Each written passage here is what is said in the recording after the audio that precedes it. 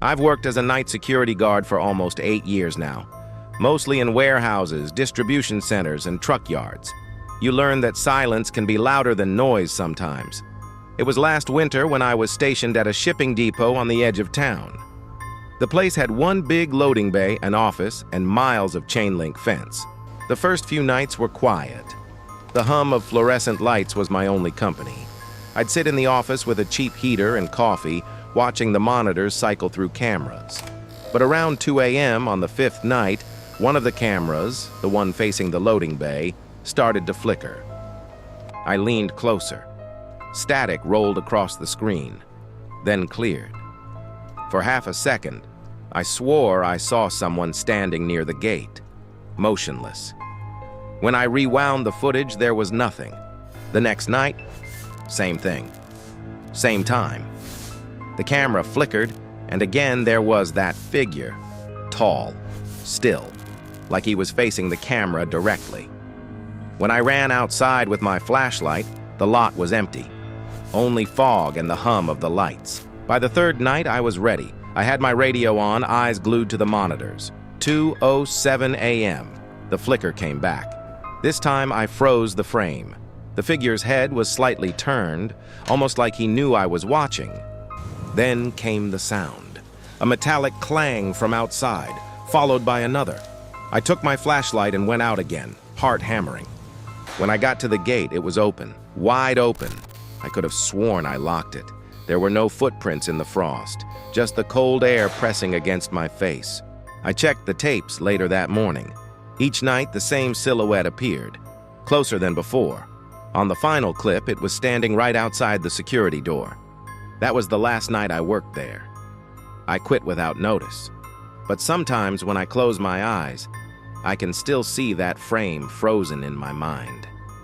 The faint outline of someone standing just outside, watching.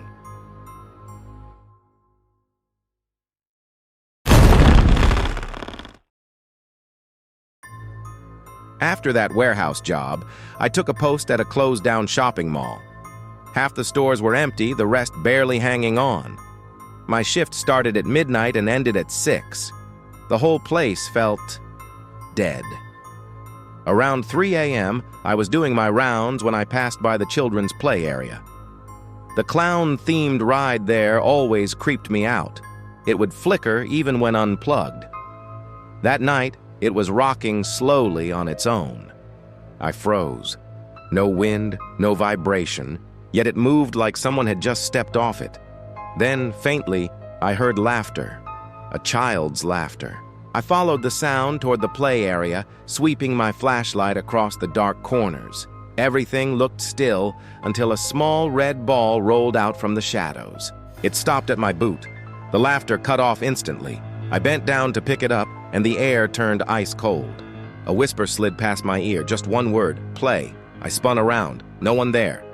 Back in the office, I rewound the camera feed.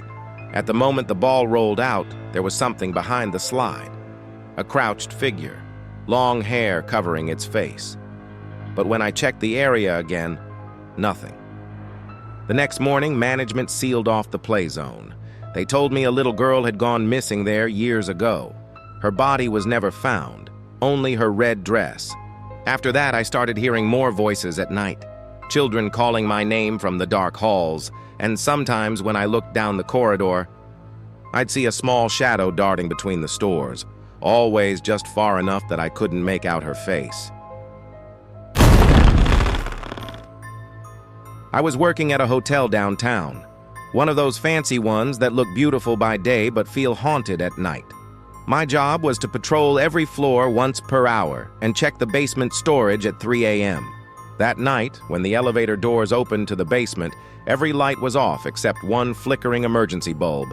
I stepped out and called over the radio, "Basement lights out again." Static, no reply. The further I walked, the heavier the air felt. My flashlight beam barely cut through the dust hanging in the air. Then I saw him. Someone standing at the end of the corridor facing the wall. I called out, "Maintenance?" No response. The figure started moving slowly, like his joints were stiff. The red alarm light flickered on, casting his shadow across the walls. When he turned around, I realized it wasn't a man at all. Its face was blurred, like static. It took one step toward me and the radio in my hand screeched to life. I bolted.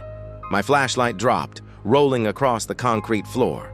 As the elevator doors began to close, I saw that thing sprinting down the hall, arms twisted, mouth opening wider than it should.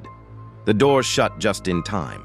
The last thing I heard was a whisper through the metal. "Don't come back." I never did. But 2 weeks later, another guard took my shift.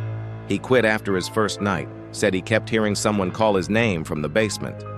If you ever work night security, remember this. You might think you're the only one awake, but someone or something might be watching you from the dark. Which story scared you the most? Comment below and subscribe for more true horror stories.